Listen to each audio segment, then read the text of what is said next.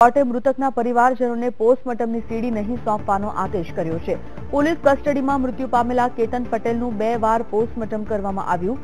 પહેલીવાર પોસ્ટમોર્ટમનો જે રિપોર્ટ આવ્યો તેમાં 39 ઈજા હોવાનો ઉલ્લેખ કરાયો હતો, તો તેમાં મોતનું કારણ પણ દર્શાવવામાં આવ્યું નહોતું, જેને લઈને વકીલ BM માંગુકિયાએ બીજી વાર PM કરવાની માંગ કરી હતી। જો કે બીજું PM થયું ત્યારે તેનું વિડીયો શૂટિંગ પણ કરવામાં આવ્યું હતું, જેની સીડી મૃતકના પરિવારજનોને નહીં સોંપવા માટે સરકારે કોર્ટમાં અરજી કરી હતી। સરકારની આ અરજીને કોર્ટે માન્ય રાખી છે અને મૃતકના પરિવારજનોને પોસ્ટમોર્ટમની સીડી નહીં આપવાનો આદેશ કર્યો છે। ફોનલાઈન પર જોડાઈ ગયા છે VTV સંવાદદાતા મયુર મેવાડા। મયુર, મહેસાણાના જે પાટીદાર યુવકના PM નો મામલો છે, દિવસે દિવસે વધુ દોહડાતો જઈ રહ્યો છે।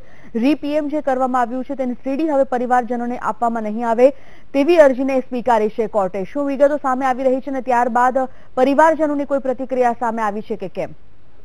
ચોક્કસ સંજીવની જો વાત કરીએ તો મહેસાણામાં જે કેતન પટેલ કસ્ટોડિયલ ડેથ મામલો છે તે દિવસે દિવસે ગુજવાત વાળી તેવું લાગી રહ્યું છે।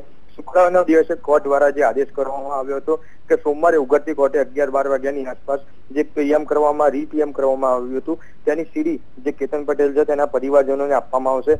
પરંતુ આજે જયારે કોર્ટ ખુલી તેની સાથે જયારે સીડી માંગવામાં આવી ત્યારે સરકાર તરફથી જે એક અરજી દાખલ કરવામાં આવી હતી જેની અંદર સીડી ના આપવા માટેનો ઉલ્લેખ કરાયો હતો।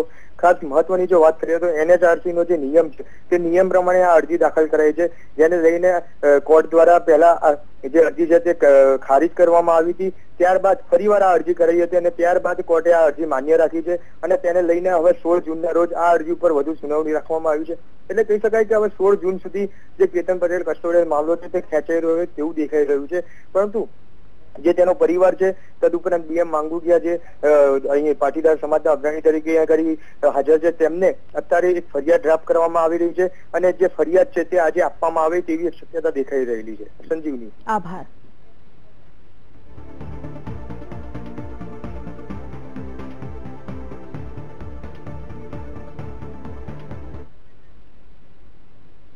મહેસાણામાં પાટીદાર યુવકના કસ્ટોડિયલ ડેથ મામલે વકીલ બાબુભાઈ માંગુકિયાએ નિવેદન આપ્યું છે અને કહ્યું છે કે 2 કલાકમાં ફરિયાદ નોંધાવીશું। સાથે જ કહ્યું છે કે જ્યાં સુધી આ સમગ્ર મામલાની તપાસ CBIને સોંપવામાં નહીં આવે ત્યાં સુધી મૃતદેહ નહીં સ્વીકારવામાં આવે।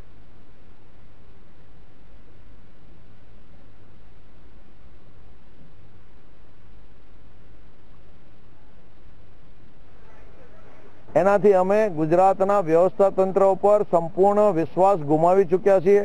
એટલે અમે ચીફ સેક્રેટરીને અત્યારે અરજી કરી અને આ ગુનાની તપાસ તાત્કાલિક CBIને ટ્રાન્સફર કરવામાં આવે અને CBI જેવી એની FIR નોંધી તપાસ શરૂ કરી ધરપકડ કરવાની શરૂ કરશે એટલે અમે મૃતદેહને સ્વીકારી અને એમનો અંતિમ સંસ્કાર કરશું। ત્યાં સુધી મૃતદેહ સ્વીકારવામાં કદાચ નહીં આવે।